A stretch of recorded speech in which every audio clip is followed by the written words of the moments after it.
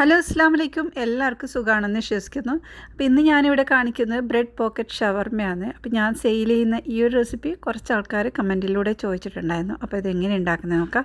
അപ്പോൾ ബ്രെഡ് എടുക്കുമ്പോൾ നമ്മൾക്ക് അതിൻ്റെ സൈഡ് കട്ട് ചെയ്തിട്ടും കട്ട് ചെയ്യാതെയും എടുക്കാം കേട്ടോ. അപ്പോൾ ഇതാ ഒരു ബൗളിലോട്ട് ഞാനൊരു 1/4 കപ്പോളം മൈദ ഇട്ടിട്ടുണ്ട്. ഇതിലോട്ട് കുറച്ച് കൂടുതൽ തന്നെ വെള്ളം ഒഴിച്ച് 1/2 കപ്പോളം വെള്ളം ഒഴിച്ചിട്ട് ഇതുപോലെ നന്നായിട്ടൊന്ന് മിക്സാക്കി എടുക്കാം.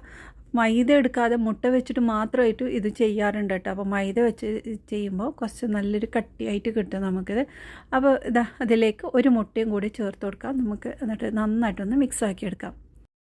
പിന്നെ ഇതിലേക്ക് 1/4 കപ്പോളം വീണ്ടും വെള്ളം ഒഴിച്ചിട്ട് ഒന്നും കൂടെ മിക്സാക്കി എടുത്തിട്ടുണ്ട്. അപ്പോൾ നല്ലോണം ലൂസാവും വെള്ളം. ഇതിപ്പോൾ കുറച്ച് ലൂസായിട്ടുണ്ട്. അതിലേക്ക് കുറച്ചും കൂടെ മൈദപ്പൊടി ഇട്ട് ഒന്ന് മിക്സാക്കി മാറ്റി വെച്ചിട്ടുണ്ട്. അപ്പോൾ ഇത് ഈ ഒരു കട്ടിയിലാണ് കേട്ടോ വേണ്ടത്. ഇനി ഇതാ ബ്രെഡൊക്കെ സൈഡിൽ കട്ട് ചെയ്ത് റെഡിയാക്കി വെച്ചിട്ടുണ്ട്. ആ ഒരു ബ്രെഡ് ക്രംസൊക്കെ നമുക്ക് വേണം.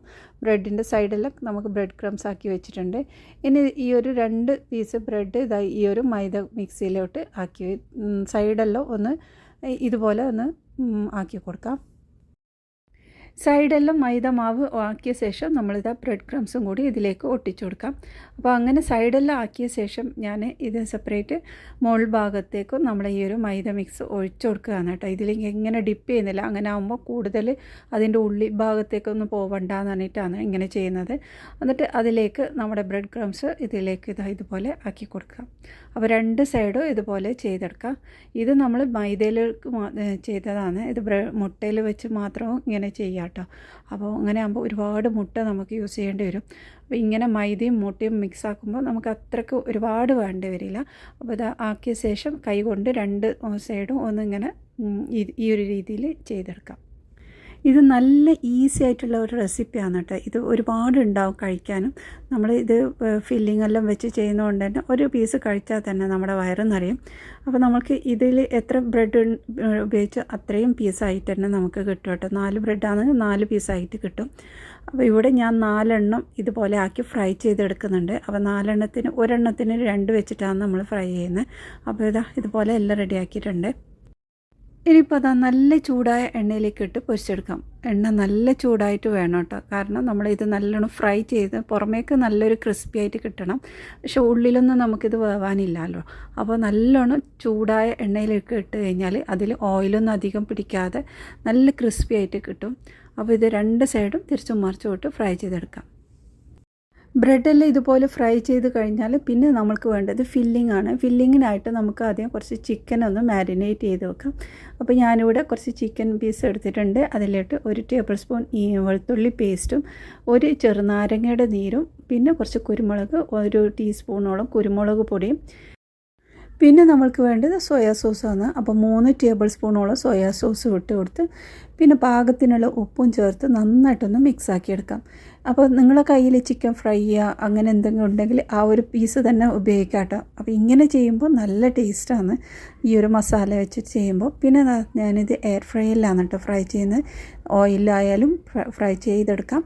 അപ്പോൾ ഇതുപോലെ ഫ്രൈ ചെയ്ത് മാറ്റി വെച്ചിട്ടുണ്ട്. ഇനി നമ്മൾ കുറച്ച് വെജിറ്റബിൾസാണ് വേണ്ടത്. കുറച്ച് ക്യാബേജ് എടുത്തിട്ടുണ്ട്, ക്യാരറ്റ് എടുത്തിട്ടുണ്ട്, കുറച്ച് തക്കാളി എടുത്തിട്ടുണ്ട്. പിന്നെ നിങ്ങളുടെ കയ്യിൽ ഏതൊക്കെ വെജിറ്റബിൾസ് ഉണ്ട് അതൊക്കെ ഉപയോഗിക്കാം കേട്ടോ. ക്യാപ്സിക്കം, കുക്കുംബർ അതൊക്കെ ഉപയോഗിക്കാൻ പറ്റും. അപ്പോൾ നമ്മൾ ചിക്കനെല്ലാം ഇവിടെ ഫ്രൈ ആയിട്ട് വന്നിട്ടുണ്ട്, എയർ ഫ്രൈയിൽ ചെയ്തത് തന്നെ. അപ്പോൾ ഇതിൽ നിന്ന് കുറച്ച് പീസ് നമ്മൾ മാറ്റി വെക്കുക. ഇത് ഫുള്ളായിട്ട് വേണ്ട, ഞാൻ ഫ്രൈ ചെയ്യുമ്പോൾ അതങ്ങനെ ഫുള്ളായിട്ട് ചെയ്തതന്നേ ഉള്ളൂ. ഇനി നമ്മൾ ഈ ഒരു പീസ് നല്ലോണം പൊടിച്ചെടുക്കാൻ വേണ്ടത്. നമ്മളെ കയ്യിൽ ചിക്കൻ ഫ്രൈ പോലത്തത് എന്തെങ്കിലും ഉണ്ടെങ്കിൽ അത് തന്നെ യൂസ് ചെയ്യാൻ പറ്റും കേട്ടോ ഇതിലേക്ക്. പിന്നെ നിങ്ങൾ ചിക്കൻ ഇല്ലാതെയും ഇതുണ്ടാക്കാൻ പറ്റും. ഫുള്ള് വെജിറ്റബിൾസ് മാത്രമായിട്ടും ഇങ്ങനെ ചെയ്യാൻ പറ്റും. അപ്പോൾ ഇത് ചിക്കനിൽ വെജിറ്റബിൾസ് ഇട്ടിട്ടുണ്ട്. അതിലോട്ട് ഉപ്പും കുരുമുളക് പൊടിയും പിന്നെ ഞാനിതിലോട്ട് കുറച്ച് മയനൈസും ആക്കിയിട്ടുണ്ടായിരുന്നു. അപ്പോൾ മയനൈസിൻ്റെ റെസിപ്പി ഇതിൽ കാണിച്ചിട്ടില്ല. മുട്ടയൊന്നും ചേർക്കാത്ത ഒരു മയനൈസാണ്. അപ്പോൾ അതും ഇതിലേക്ക് ചേർത്തിട്ടുണ്ട്. ഒരു 4 ടേബിൾ സ്പൂണോളം മയനൈസും എടുത്തിട്ടുണ്ട്. ഇതിനെല്ലാം കൂടി നന്നായിട്ട് ഇതുപോലെ മിക്സാക്കിയെടുക്കാം. ഇനി ഞാനിതിലേക്ക് കുറച്ച് എരിവിനായിട്ട് ചില്ലി ഫ്ലേക്സാണ് 1 ടീസ്പൂണോളം ചില്ലി ഫ്ലേക്സ് ഇട്ടിട്ടുണ്ട്. എന്നിട്ട് എല്ലാം കൂടി മിക്സാക്കി എടുക്കുക. ചില്ലി ഫ്ലേക്സ് വേണമെന്ന് നിർബന്ധമില്ല. കുറച്ച് എരിവ് വേണമെന്നുണ്ടെങ്കിൽ അങ്ങനെ ആക്കാം. ടേസ്റ്റ് ഒന്നുകൂടെ കൂടിയുള്ളൂ കേട്ടോ. അപ്പോൾ നന്നായി മിക്സാക്കി റെഡിയാക്കിയിട്ടുണ്ട്. ഇനി നമ്മൾ ഇതെങ്ങനെ റെഡിയാക്കുന്നതെന്ന് നോക്കാം. അപ്പോൾ നമ്മൾ നേരത്തെ ഉണ്ടാക്കി വെച്ച ആ ഒരു ബ്രെഡ് ഉണ്ടല്ലോ അത് നമുക്ക് സെൻറ്ററിലൂടെ ഒന്ന് കട്ട് ചെയ്തെടുക്കാം.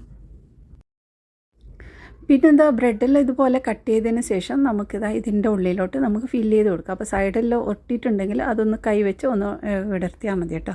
അപ്പോൾ നല്ല ഈസിയാണ്, നല്ല ഒരുപാട് നമുക്ക് കഴിക്കാനും കിട്ടും. അപ്പോൾ ഇതുപോലെ ഫുള്ളായിട്ട് നമുക്ക് ഇതുപോലെ ഫില്ല് ചെയ്തെടുക്കാൻ പറ്റും.